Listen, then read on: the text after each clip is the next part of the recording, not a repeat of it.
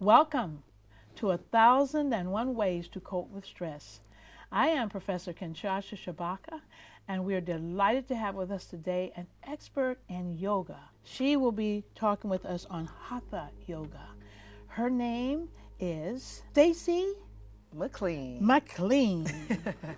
And Stacy has been doing this expertise form of yoga for some 6 years. Yes. But of course has been doing it for even longer. I welcome Stacy. Thank you, Stacy, for being here. Thank you. We're so excited sister. about Thank you for having a having me. lesson on yoga. Okay, yay. So- I'm glad to be here. Thank you. We're happy to have you be here. And one of the things that impresses me about her from the very beginning is her colorful outfit. She believes in vibrant colors, and as you can see, her whole nature is vibrant. You'll see. Okay, so tell us a little bit about yourself. Well, about me, I'm a mom, first and foremost. I'm a mom. I'm a yoga teacher, and I'm also a certified pranic healer. So, yeah, I'm into wellness, yoga, just wellness and healing overall Yes. for everyone, That's that everyone wonderful. should have that. That's wonderful. Could you tell us what is yoga? Yes, well, yoga it's a union. So yoga is a Sanskrit word that's union, and it's the union between mind, body, and spirit. So with the mind, body, and spirit connection, then we have yoga. So what mostly on the Western part of Hemisphere, the world. part of the world. The globe. When they think of yoga, they think of automatic, like the poses. So the poses are called asanas, A-S-A-N-A-S. And then at the end of most of the yoga words that the poses that are in Sanskrit end with asana. Like, mountain poses, Tadasana. Or you might have forward Ocean. fold, which is Uttanasana. So it just always end with asanas because that's what the poses are. Oh, interesting. How close that is to ocean, asana. That's very interesting. Okay, very interesting. So you mentioned pranic healing. Could you just very quickly tell us what that is? Yeah, so with pranic healing is a form of energy. So what it is you have different chakras. You have your aura. So different chakras, which are different energy centers in your body. So with pranic healing, what it does is the chakra that is correlated to whichever organ or body part that you may be having pain or discomfort, and when we do the healing, those are the chakras that we work with to clear the energy. It's called sweeping. So there's sweeping motions where it's removing the negative or the diseased energy from the body, from the chakras or from your aura. So, so you can... So all of it has to do with the flow of energy, doesn't it? Oh, absolutely. Flow. And so that when we talk about yoga, we're talking about the flow of energy and making it as healthy as possible for us to succeed in what we're doing, right? And to live. Right. Yes, okay. Well, that sounds wonderful. Well, now breathing is also a large part of this, isn't it? Breathing in terms of your yoga? How does that work? Absolutely, because you also will hear the words pranayama. Which is different breathing techniques. And then even with the pranic healing, it's P-R-A, prana. So prana, you will keep hearing this, prana is the life force. So that's your breath, it's the breath. So the healing that is also done is done through prana. Like you'll hear the healers, but when we're sweeping, you just hear, there's lots of breathing because it's also, that's something that's also bringing on the healing. So, we're just facilitating the healer. I always tell people that you can heal yourself. We're just like, the middle person. Facilitators. Yeah, you're facilitating it, right. Yeah. And once one knows how and learns from you the different ways in which they can bring about that healing, they can do it themselves. Is that it? For pranayama, for Yes. pranic healing, they would have to go through a training for that. Right. I'm not a trainer of pranic healing. Okay, yes, right. That would be Jeff Noble. Right, yes, we had him on our Noble program Touch. recently. Yeah. We're looking forward to sharing that with our audience as well. So let's get into Hatha Yoga. Tell me about that. What is that? Yeah, so with Hatha Yoga it's really simple. It's the physical poses paired along with breathing. So which is mostly all yoga is breathing and poses. So, and then when we have the Hatha Yoga, and I'm going to show you some later. It's just incorporating that together. And like I said before, that yoga is mind, body, and spirit. It's the connection. So even when you're in a yoga pose, and even though it's physical, you can feel like this. You just feel it. It's almost like it's not meditation, but it's almost like meditation and movement, because some things when you're in a pose, you can totally be somewhere else. And you're like, oh, wait a second, I'm here in warrior pose, but it's taking me on a journey like somewhere else, because you're really connected with your mind, body, and spirit. So it's really, it's awesome. Very comprehensive. I mean, it's like very holistic, I would say, because you have the mind, body, and spirit all in there together, interacting and moving in the energy system. Yeah. Right. That sounds wonderful. I think what mainly the connection is between all yoga is the yogic breathing, which is the pranayama. You have the pranayama and you have the poses. So that's something that's, no matter if it's bhakti yoga, no matter if it's Iyengar, like if you're doing whatever different yoga, it's still based, the platform is really the breathing techniques and just really that connection with mind, body, and spirit. Need to share with our audience? I mean, well, not need to, but also what, like how I actually came to do yoga. It's a funny story. I actually started in California before I came back to New York. And I said, oh, this was the reason that I was supposed to move to California. Because I told someone, my spirit told me to move to California for at least 6 months. wow. And within that 2 weeks, I moved from New York with my family. We moved, and that was it. And life has changed for you. Yeah, that's when Isn't that I did my first yoga session. In California. That's very interesting. And well, I'm now very fascinated to hear just how that happened. In other words, something was happening here in terms of your life forces that pulled you to California. Were there relatives, friends, just the energy? What was it? At the time, my husband at the time, his family had lived in California, and but that wasn't the reason. Like I tell people, when the spirit tells me to move, I move. So it was very clear. You need to move to California. Wow. So for what part at did least you 6 go months. to? Oh, wow. Yeah, Los Angeles. Los Angeles, okay. Yes, it's a beautiful place. Yeah, yeah. Very My son interesting. misses it. Oh, really? Yeah. How old is your son? My son is now 13 years old. 13. So he was there at age? 4. At age 4. Oh, At wow. 4. That's Yeah. very formative years. So that Yeah. must have really impressed him. Yeah. Wow. He misses it. Does he do the yoga? He does yoga. Yes. And every morning he does super brain yoga. That's another form of yoga as well, that's really awesome. It's great to do in classrooms or do with children who have ADHD, autism, or just even general ed children. They can also do that. So even us as adults, we can do super brain yoga. It's like 2 minutes, 2 to 3 minutes you do it. You can do it every morning. And it's to balance the brain. So it's like really like you doing this movement. But when you go down, you inhale. When you come up, you exhale. So he does that each morning. Yes. So how is he in terms of his schooling? How is he doing? Yeah, it helps him in the morning because it's really with the focus? breathing, it's like, it's this deep breathing. So what it does, it's really helps to just like clear your mind because of the nervous system, getting that breath and that fresh breath in the morning. It's great. And it's only 2 to 3 minutes, so no one has an excuse that, I can't do yoga, it's too long. It's just like, but you can yet totally so do that. effective for the entire day, is that correct? Yeah. That's really wild.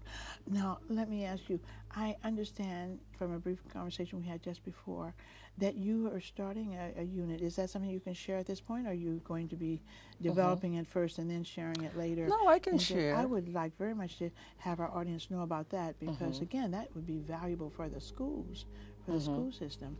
Tell us a little bit about that.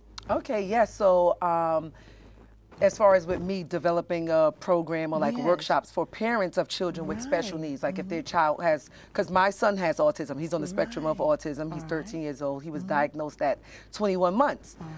So he has had early intervention and have a wealth of different therapies.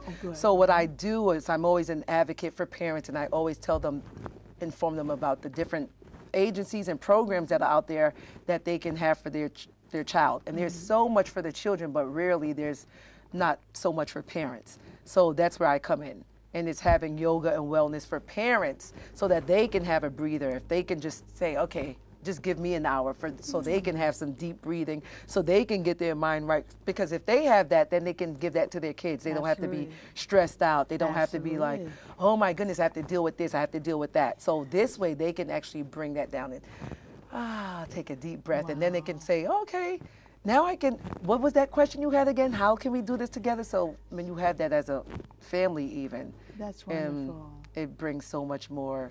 So a family that yoga's together, stays together, and de-stresses together. Yeah. Well, you know, our entire format is based on 1,000 ways to cope with stress. So specifically, in terms of, I already see, but I'll have you answer the question: how does yoga help with stress in our lives? Yeah, and yoga helps with stress. Well, once again, of course, we said because of the breathing or certain poses that you're in evokes different chakras in different parts of your body. So even if we're doing heart openers, sometimes that gets people really connected with things that, like any issues of the heart. And they can, sometimes people, when they're in those poses, they're much more vulnerable poses. So they may cry in those poses. They may have a certain release. Certain poses, you know, evoke different feelings. But how it helps us to de-stress with yoga is because it really calms the nervous system. Yes, yeah, and it's really just giving you a clear, like, opening. As you're breathing, you're starting to get, you can become much more focused because you're focusing on the breath. And clarity, yes. Right. So you're not really focusing on like what's going on around you. So when I teach my class, I teach singers as well. When I teach them, I always tell them, because there's noise in the back, and I'll say, this is a moment for you to turn your awareness within. And that's what yoga is. So it doesn't matter if you're on 42nd Street, Times Square, the lights are going, there's noise around you, that you can always tap into yourself, turn your awareness within, and tap into the divine that resides within you. So when you're doing that, you're starting to dissipate like all the noise, forgetting about everyone else, starting to just, you can hear the horns beeping, you can hear the bees buzzing, you can hear all of that, but you're dissociated almost from it. Right. That is so beautifully put, because essentially when you're turning inward, you're also eliminating the chaos, the calamity around you. And I've often said to people, you know, when you really are focused and centered, you have a way of, there can be all kinds of stuff going on around you, but you are calm and cool and collected. And people often ask me, you know, how do you manage that? Because I'm in myself. I'm within. And you're focusing within, and it helps you to also be objective in terms of what is going on out there. Yeah. That's wonderful. Well, I thank you so much for that. And now I'm eager to get into a yoga session with you. Yay, let's go. Let's do it. Hello. So guys, we're back, and now we are going to do some yoga. So first we'll start off in a cross-leg position. So as you can see, that we may look different, and that's totally fine. In yoga, there's always a modified position. So even though I'm comfortable here, Kinshasa is where she is comfortable. So this is all beautiful the way that we are. So first we'll just start, and we can just take a nice deep breath. You want to feel your sits bones, so you can actually touch them. Your sits bones are your bones that you're sitting on, and that's just to get you nice and stable and grounded into the earth. And you want to have your spine nice and tall. So it's kind of like if you think of a balloon and the crown is floating, the crown of your head is floating towards like the sky. It's nice and straight. And so you can just take your hands and you can bring your palms facing up. So with palms facing up, that's because you want to, it's being open to receive.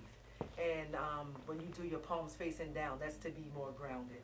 So whichever one works for you. So we can do palms facing up, and first you can just gently close your eyes and take a nice deep breath in.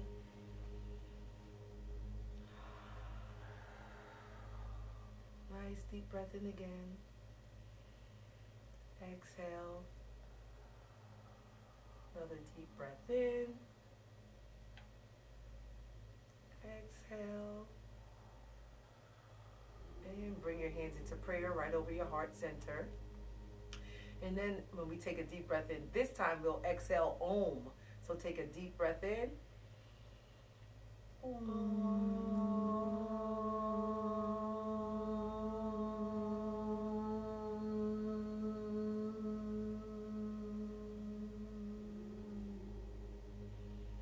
truly resonates. And I was just going to say, let the sound of Om resonate somewhere within your being. And that even feels good. And release the hands down. So now as we release them down, you can keep the palms open and inhale them up.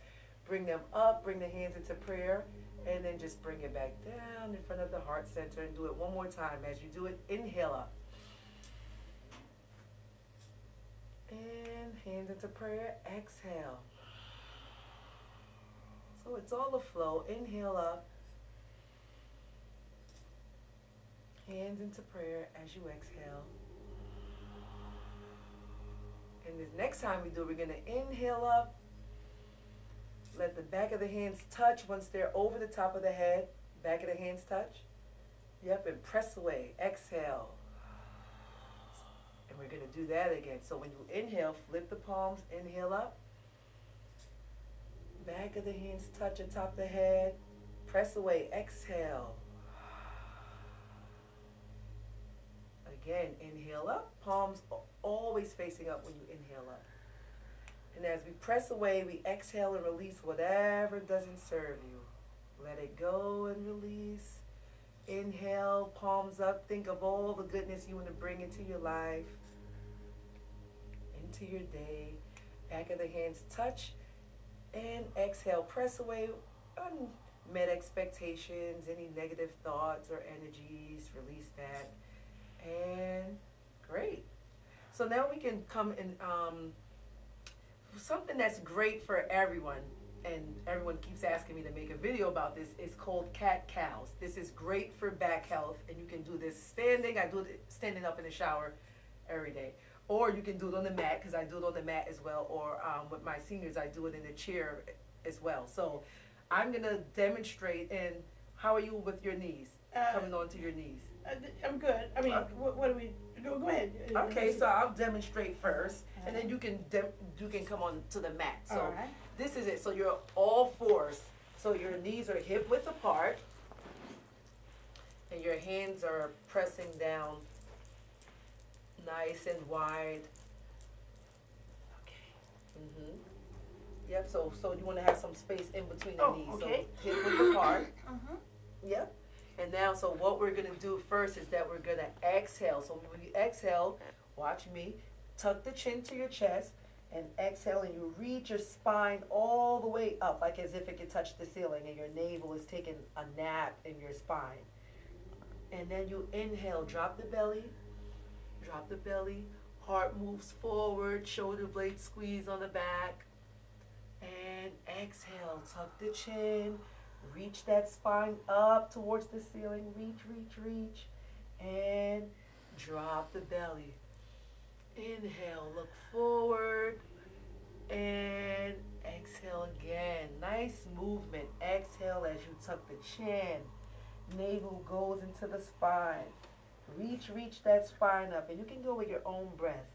Inhale, you drop the belly.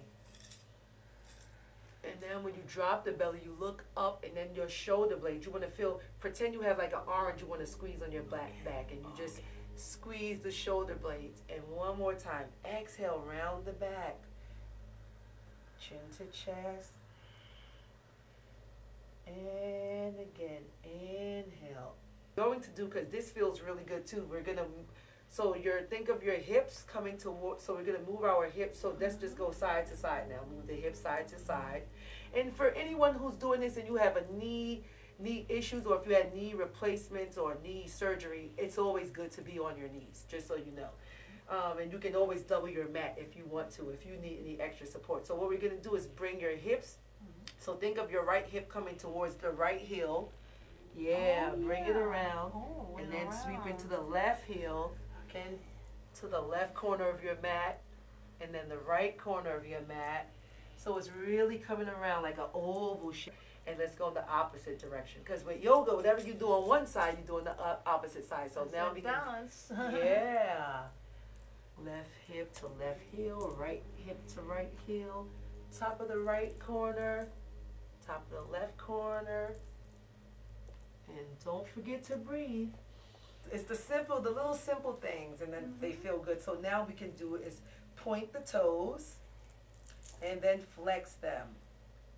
Point the toes and flex. And I should even show you guys, like if I take off my socks so that you can see the what with the toes. Okay, my foot's not too ashy, thank goodness. And then what we're gonna do is when you point the toes, and you flex down, they call this yogi toes. Like when you really want to spread the toes apart, think of like having them nice and wide. So now even when you point the toe and then flex, when we flex the toes, you will also see that the quads start to tighten up. So they're getting some workout too. So now what we're going to do is just inhale. So I'll stagger, which means like one person's a little bit up. Oh, good. Okay. So this way when we inhale up, that I won't knock into you. Okay. So now let's inhale up. And hands into prayer over the top. Bring it down into the heart. Are you exhaling when you come down, right? Yes. And then inhale again. Sweep the palms up. Prayer, exhale. You can keep the hands parallel to one another and just lean forward. So there's no goal right now. We just want to lean forward because some people are like, wait, I can't touch it. It doesn't matter. You can just come and lean forward, a nice forward fold. And then you can just lean the head forward, shake the head no, shake the head yes, a nice forward fold. And then if you can't come up again, and reach right on over, forward fold.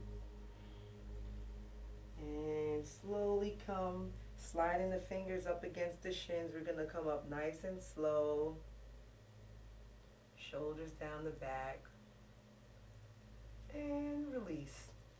So what we can do a standing pose, or when we're coming towards the end, we'll do a standing pose. Now there's one more pose that's great for your brain. That is a balancing pose. Balancing poses are great for your brain, period. So it's gonna come. We'll come back to our knees, but it'll be one knee at a time, so it won't be too much strain on the knees. Is that okay? Great. So now what we're going to do is just bring your right foot out. Right foot out. Yep. So you want to press the right foot out. Great. And bring it back. And now we'll do the same with the left foot. Left foot, reach it back. Yep. And bring that back. And sometimes we think we're not using anything, but we're using our core for that. And the older you get, you still want to make sure you're maintaining your core because that helps with your gait, which means you walking. Yes. So we're going to do it one more time. Then we're going to bring that right foot out. And you know, it's like we call it like a donkey foot kick. Like you want to make sure like he can even keep it flexed back there. Look at you, look great. And now what we're gonna do, so look forward. Now you're gonna bring your left hand out. Okay. So it's like we're shaking someone's hand. So our right foot is out and our left hand is out. Great, beautiful. Bring that down. Okay. Awesome. Now we're gonna do the left foot. Bring the left foot out. Yep. And are you pointing your toes or? You can just have it. You can have it flexed. Okay. Yeah, you can flex the toe. It'll just have you a little bit more workout. And then bring the right hand out, and you can bring it down. And you get to see the different sides with how it feels. Now, what we're gonna do now, and we might tip over, but it's okay. All right. So now we're gonna bring the right foot out. This is all for the brain. And now we're gonna bring the right hand out. Oh. Yeah, you see. Oh yeah. So now what it does is because the brain's like, what do you mean right and right? So sometimes when I say that, people still put the left hand up. Yes, okay. So now the left foot comes out, flex. And then so before you even do it, just think of getting your core nice and tight and being strengthened in that opposite foot that you're pressing on. And then try to bring the left left And then you're just out. like, okay.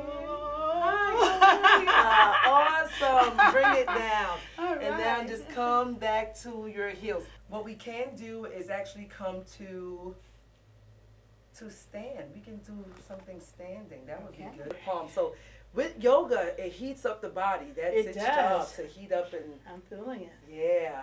And bring the palms down. And now this is a pose even. Hands at your sides. This is mountain pose, which is called Tadasana. Complete stillness. So even though you're still, you're firm like a mountain. So the quadriceps are tight. You can tighten the glutes.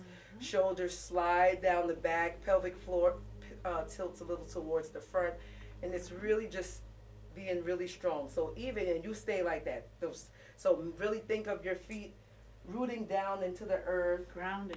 nice and strong. Have those quads tight, so then even if I walk past you, you kind of won't even move. See, I bumped her a little because she's firm in her position and as a mountain. Not saying we walk around bumping people in class, but yeah, you get it. So that's mountain pose.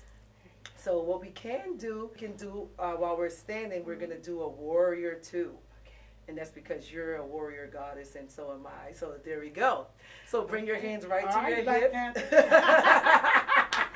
You saw it, right? I did see it. I did see it. Yeah, so with this one, you might want to get on the mat so your feet don't slip. All right. Yeah. So now what we're going to do is you can step your right foot to the front, and then the left foot comes back. Yep. Beautiful. I think you already did it. Yep, because this foot stays to the front. This way. And that foot comes You got to it. the Oh, yes. yeah, Okay. to the Like so. yeah, Okay. so it's like so it's like the letter L. All right. Great. So you have a nice wide stance there, so you can bring your hands to your hip because Okay. naturally your hips are already facing this way if we Right. look that way, but we're going to turn our bodies to the right. Okay. So now we're going to bend that front knee. So bend the front knee and you really roll on the edge of that back foot. So bend the front knee and just straighten it back up. Okay. So stay connected to your breath. Inhale and exhale. One more time. Inhale, knee over. So now we're going to stop and the knee should be over the ankle, which is great. So bring your right hand out and bring the left hand out. Yep, so we're going to look right over our front fingertips. Warrior two. All you've been through, you're still standing. Look at that. Straighten that front leg. Bring the hands up together. So both of them come up. Oh, okay. Yep, and you can look up to the sky. Look up at your prayer. Bring your prayer down. Bring your hands right back to your hips. And then you can scissor the feet together.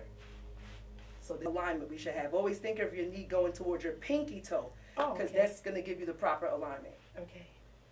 Alrighty then. So let's straighten the front leg. Rebend.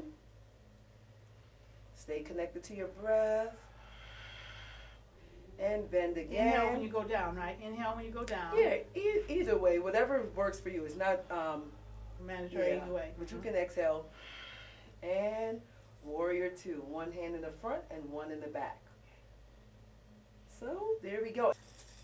And inhale the palms up. Hands into prayer. Down over your heart center. So then we can face one another. One more time. Inhale the palms up. Hands together in front of the heart center. Namaste. And namaste means the divinity or the God within me salutes the divinity within you. So, Thank you for watching 1,001 Ways to Cope with Stress. I feel it. I hope you feel it. And I hope you've been doing this exercise with us. Next time, do. Thank you. Thank you. Thank you.